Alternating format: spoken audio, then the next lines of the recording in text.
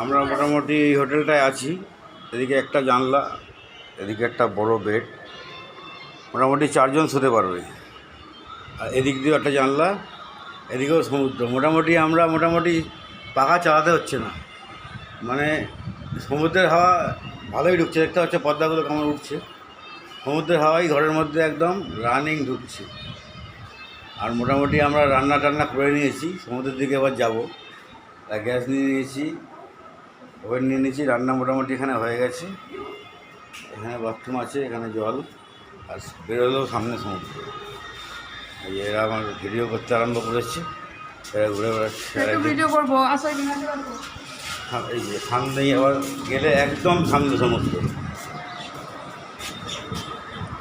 এই যে মেন ড্রাইভের রাস্তাটা, সমুদ্র একদম সামনে।